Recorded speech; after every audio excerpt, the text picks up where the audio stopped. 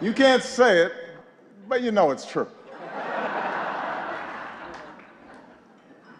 Good evening, everybody. It is an honor to be here at my last, and perhaps the last, White House Correspondents' Day.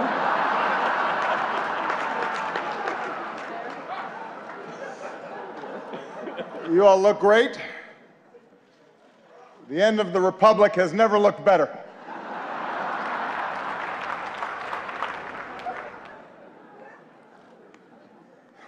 I do apologize. I know I was a little late tonight.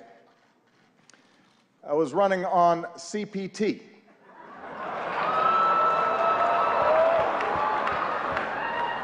Which stands for jokes that white people should not make.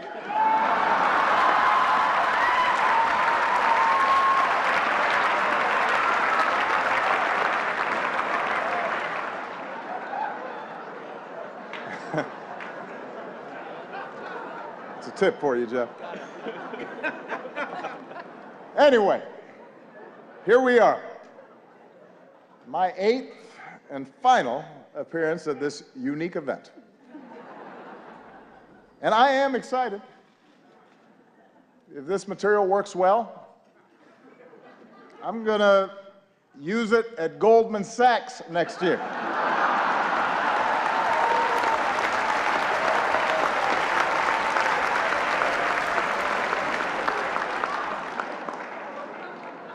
Earn me some serious Tubmans. That's right. That's right.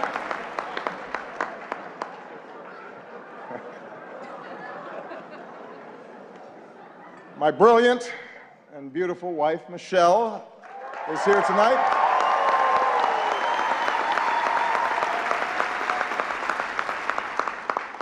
She looks so happy to be here.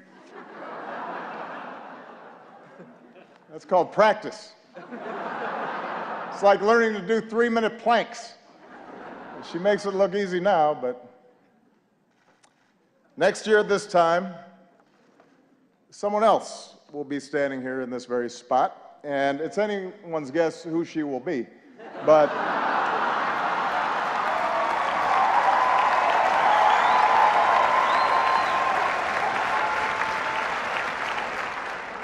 standing here, I can't help but be reflective,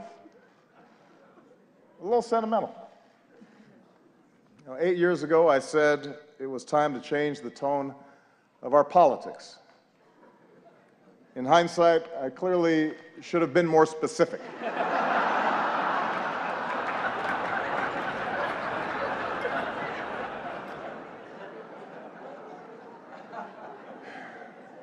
Eight years ago, I was a young man, full of idealism and vigor. And look at me now. I am gray, grizzled, just counting down the days till my death panel.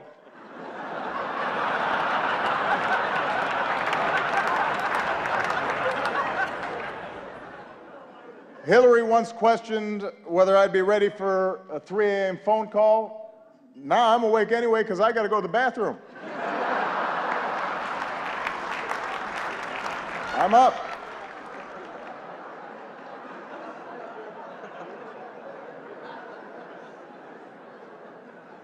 In fact, somebody recently said to me, Mr. President, you are so yesterday. Justin Trudeau has completely replaced you. He's so handsome, he's so charming. He's the future. And I said, Justin, just give it a rest.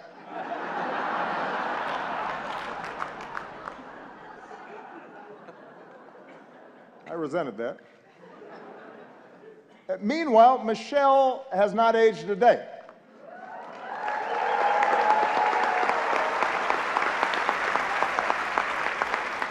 The only way you can date her in photos is by looking at me. Take a look. Here we are in 2008. Here we are a few years later. And this one is from 2 weeks ago.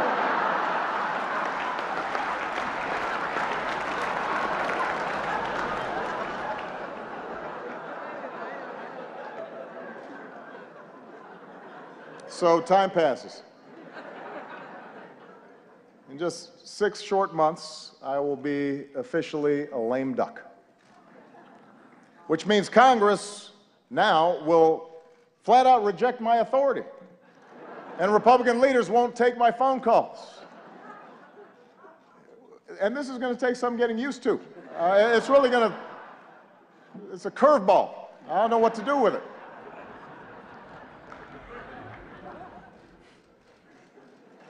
Of course, in fact, 4 months now, congressional Republicans have been saying there are things I cannot do in my final year.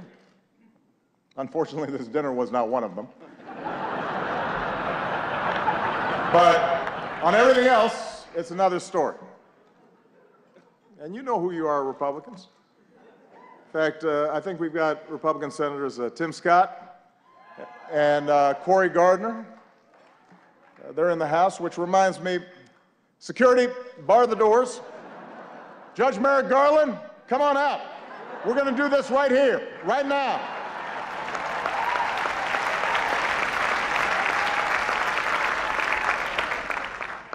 It's like the Red Wedding.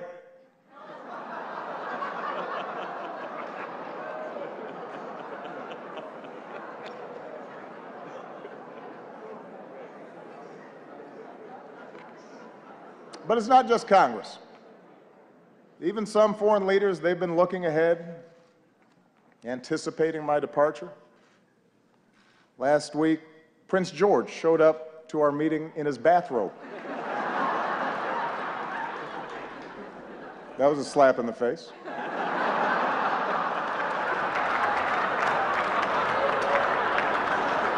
A clear breach of protocol. Although while in England, I did have lunch with Her Majesty the Queen, took in a performance of Shakespeare, hit the links with David Cameron, just in case anybody is still debating whether I'm black enough. I think that settles the debate.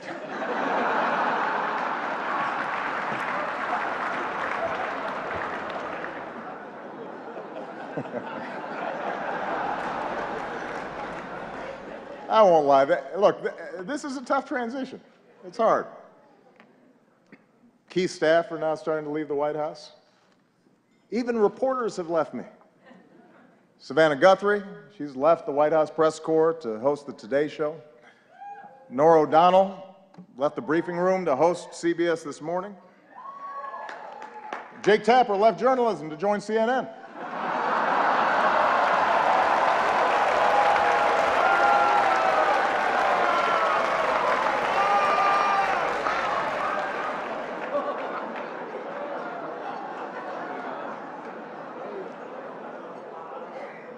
But the prospect of leaving the White House is a mixed bag.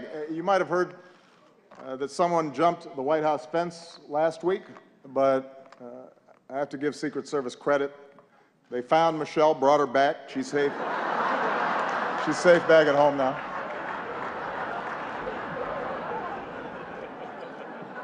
It's only 9 more months, baby. Settle down.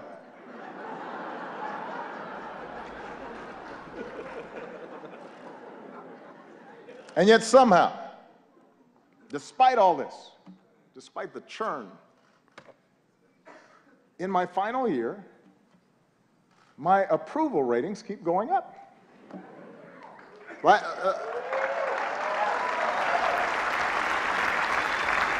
The last time I was this high, I was trying to decide on my major.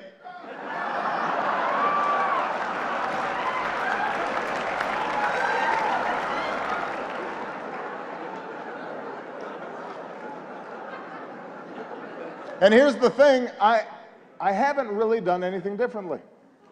So it's odd. Even my aides can't explain the rising poll numbers. What has changed? Nobody can figure it out.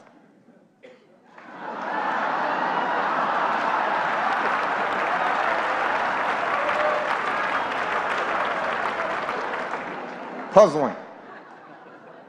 Anyway,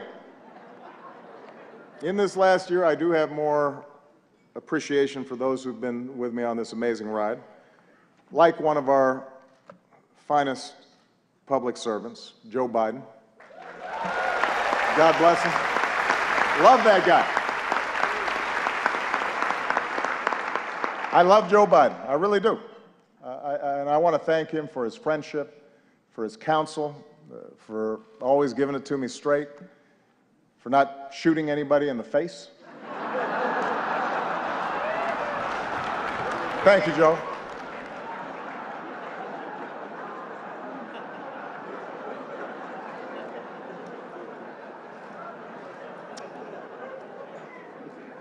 Also, I would be remiss, let's give it up for our host, Larry Wilmore.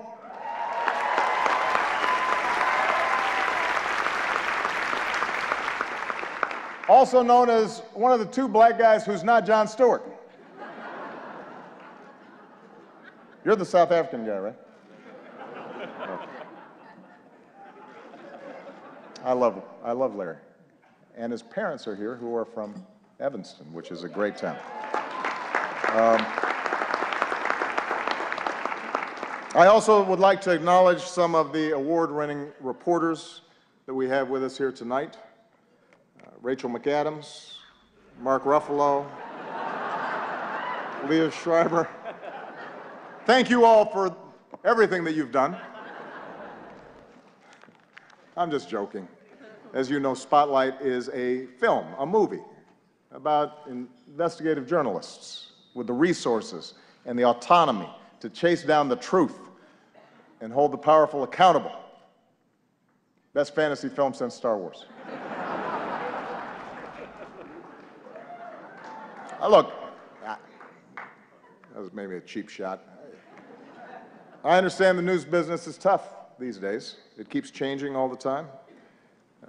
Every year at this dinner, somebody makes a joke about BuzzFeed, for example, changing the media landscape. And every year the Washington Post laughs a little bit less hard.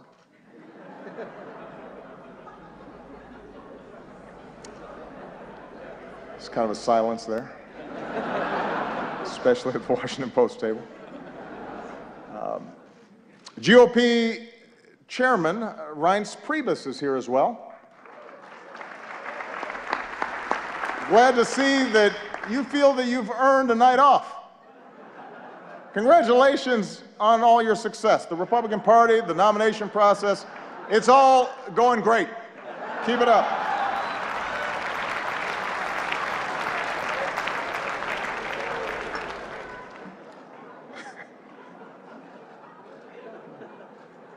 Kendall Jenner is also here, and we had a chance to meet her backstage. She seems like a very nice young woman. I'm not exactly sure what she does, but I am told that my Twitter mentions are about to go through the roof.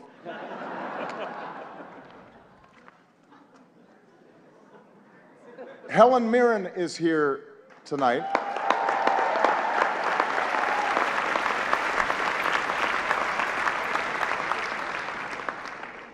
I don't even have a joke here. I just think Helen Mirren is awesome.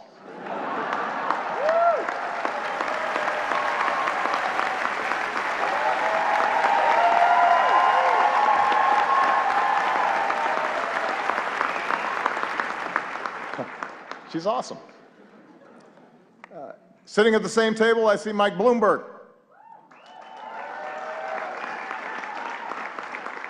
Mike, a combative, controversial New York billionaire, is leading the GOP primary, and it is not you. That has to sting a little bit.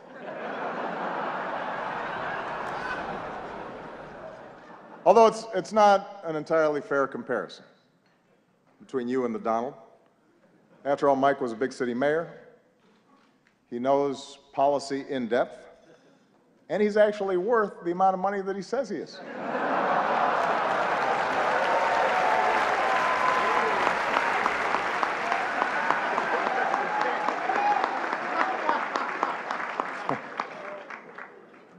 What an election season.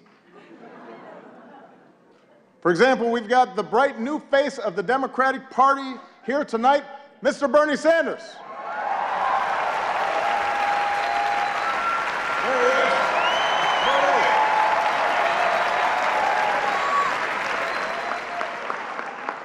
Bernie, you look like $1 million.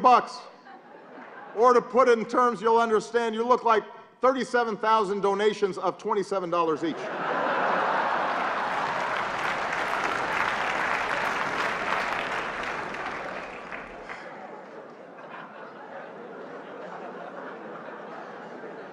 A lot of folks have been surprised by the Bernie phenomenon, especially his appeal to young people, but not me. I get it. Just recently, a young person came up to me and said she was sick of politicians standing in the way of her dreams.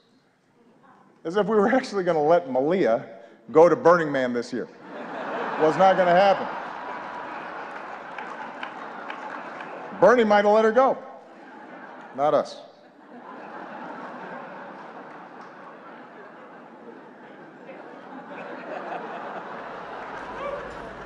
I am hurt, though, Bernie, that you've been distancing yourself a little from me. I mean, that's just not something that you do to your comrade.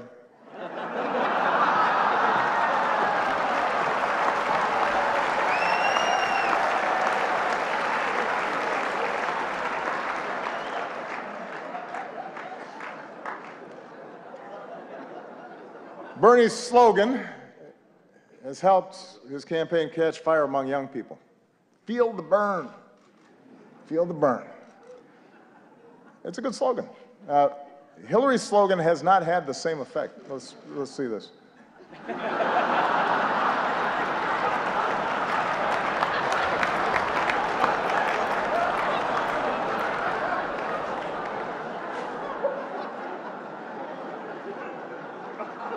Look, I've said how much I admire Hillary's toughness, her smarts, her policy chops, her experience.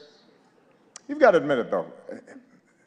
Hillary trying to appeal to young voters is a little bit like your relative who just signed up for Facebook. Yeah. Dear America, did you get my poke? Is it appearing on your wall? I'm not sure I'm using this right. Love, Aunt Hillary.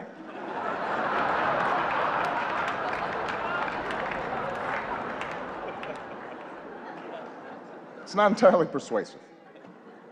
Meanwhile, on the Republican side, things are a little more, how shall we say this, a little more loose. Just look at the confusion over the invitations to tonight's dinner. Guests were asked to check whether they wanted steak or fish, but instead, a whole bunch of you wrote in Paul Ryan.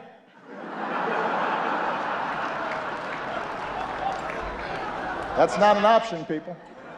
Steak or fish.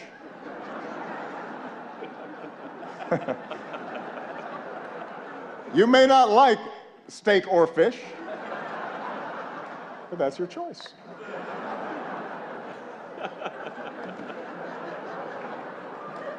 Meanwhile, some candidates aren't polling high enough to qualify for their own joke tonight.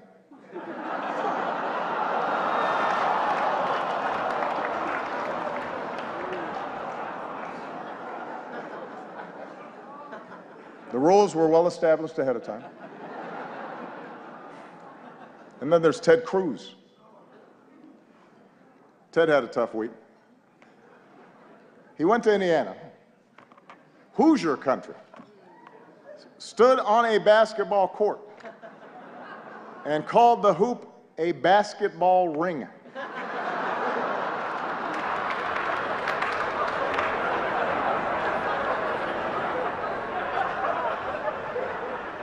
What else is in his lexicon? Baseball sticks, football hats. But sure, I'm the foreign one. That's fine.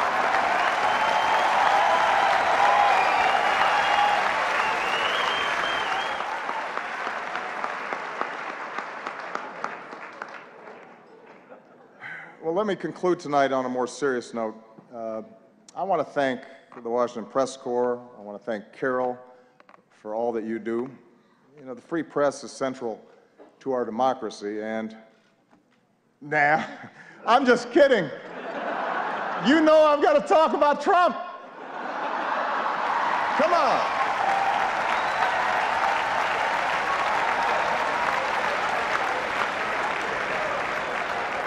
weren't just going to stop there. Come on.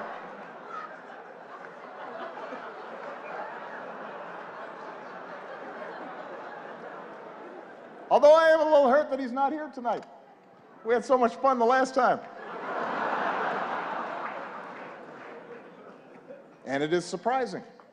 You've got a room full of reporters, celebrities, cameras, and he says no. Is this dinner too tacky for the Donald?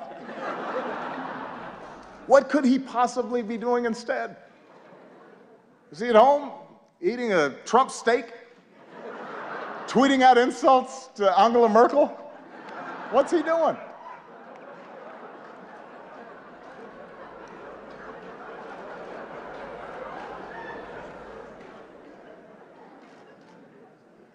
The Republican establishment is incredulous that he's their most likely nominee. Incredulous, shocking.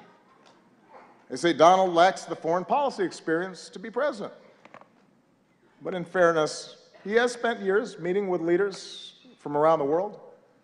Miss Sweden, Miss Argentina, Miss Azerbaijan.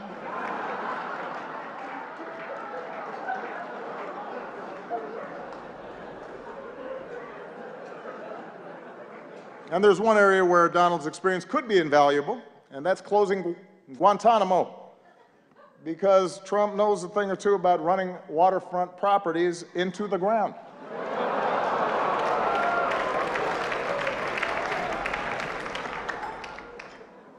All right, that's probably enough. I mean, I've got more material. No. I don't want to spend too much time on the Donald. Following your lead, I want to show some restraint. Because I think we can all agree that from the start, he's gotten the appropriate amount of coverage, befitting the seriousness of his candidacy.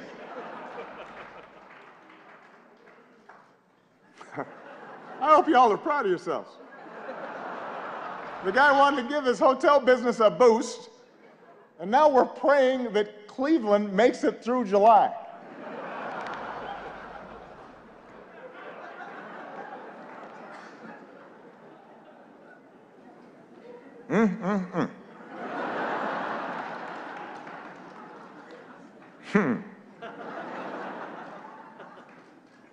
As for me and Michelle, we've decided to stay in D.C. for a couple more years.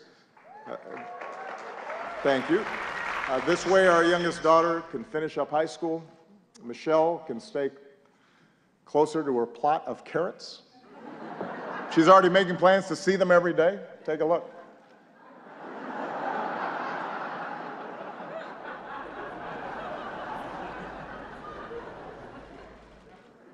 But our decision has actually presented a bit of a dilemma because traditionally presidents don't stick around after they're done. And it's something that I've been brooding about a little bit. Take a look. The Obamas are staying in D.C. for 2 years after the president leaves office. He's about to go from commander-in-chief to couch commander. You, Chuck Todd. What am I going to do in D.C. for 2 years? You've got a real dilemma, Mr. President. I can't go every day, can I? Which you like better, these or these? Joe, they're the same. They capture different moods. Joe, I need some focus here. Comes in there during aviator time, thinks everything. I'm sorry, what's that? I said, Mr. President, that you had to be practical. And look, you can drive again, you're going to need a license. You love sports, why don't you volunteer to work for one of the teams around here? Is this the Washington Wizards? I understand you're looking for some coaching help. Let's just say I coached my daughter's team a few times. Hello? Hello?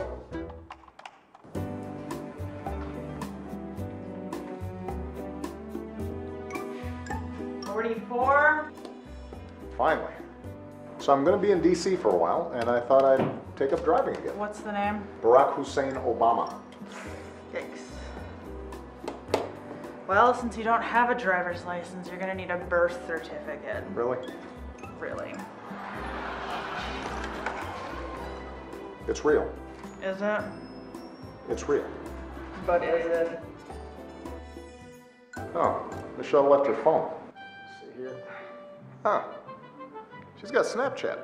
Obamacare is great, and it's really working. Sign up now. Breaking news. Michelle Obama in hot water after posting this video earlier today. Obamacare is great, and it's really working. Sign up now.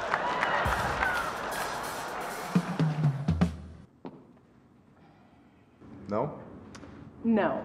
Did it get a lot of views at least? Honey, enough. Why don't you just talk to somebody who's been through this? I gotta go to Soul Cycle.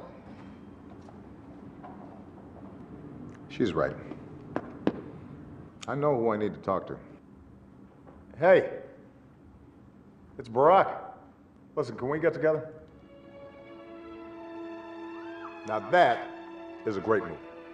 Yeah, it's good for me. It's good for me.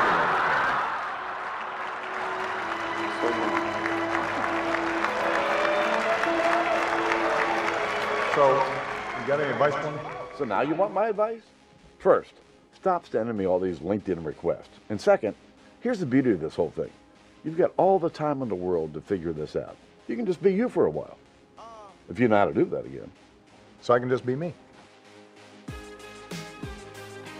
And I can wear my mom jeans in peace. I hate these tight jeans. Good. Yesterday, I had a beer at 11:30 in the morning. And you know, McDonald's now serves breakfast all day long. You know, Michelle's going to be at spin class, so she'll never know. Right. Let it go. You know, it won't be long. You'll be able to walk right out of the Oval Office singing zippity-doo-dah, zippity-yay. And you got plenty of time to work on your tan. And you know what? I finally got the grand bargain on a sweet Chevy Tahoe. Look here. Look here. Yeah. You want one? Breaking news, former President Barack Obama on his 347th round of golf for the year, and it's totally great. And Gloria, not a problem for anybody. I can't think of a reason to care, Wolf, and believe me, I've tried. There you go.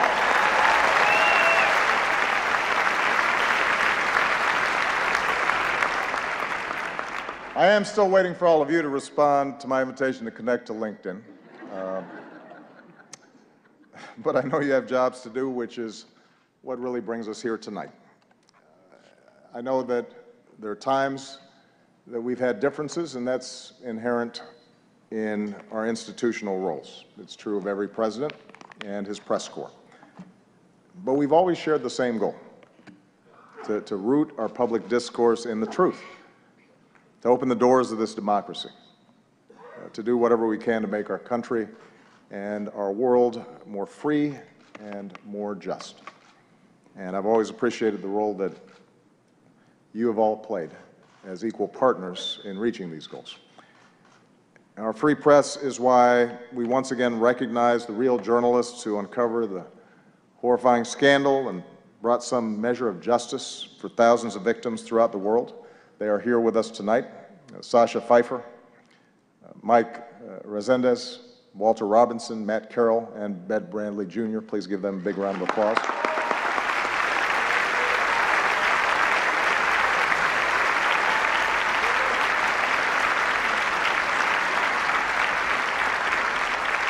Our free press is why, once again, we honor Jason Rezaian.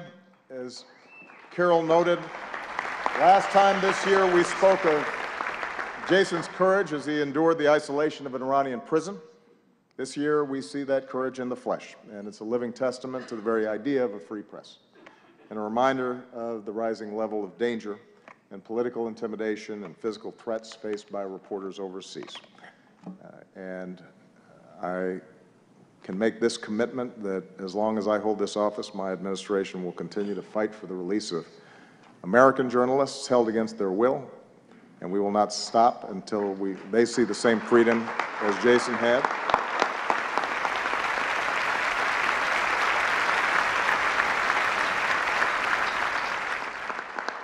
At home and abroad, journalists, like all of you, engage in the dogged pursuit of informing citizens and holding leaders accountable and making our government of the people possible. And it's an enormous responsibility. And I realize it's an enormous challenge at a time when the economics of the business sometimes incentivize speed over depth, and when controversy and conflict are what most immediately attract readers and viewers. The good news is there's so many of you that are pushing against those trends. And as a citizen of this great democracy, I am grateful for that. For this is also a time around the world when some of the fundamental ideals of liberal democracies are under attack, and when notions of objectivity and of a free press and of facts and of evidence are trying to be undermined, or in some cases ignored entirely. And in such a climate, it's not enough just to give people a megaphone. And that's why your power and your responsibility to dig and to question and to counter distortions and untruths is more important than ever. Taking a stand on behalf of what is true does not require you shedding your objectivity. In fact, it is the essence of good journalism. It affirms the idea that the only way we can build consensus, the only way that we can move forward as a country, the only way we can help the world mend itself is by agreeing on a baseline of facts when it comes to the challenges that confront us all. So this night is a testament to all of you who've devoted your lives to that idea, who push to shine a light on the truth every single day. So I want to close my final White House Correspondents' Dinner by just saying thank you. I'm very proud of what you've done. It has been an honor and a privilege to work side by side with you to strengthen our democracy. And with that, I just have two more words to say. Obama out.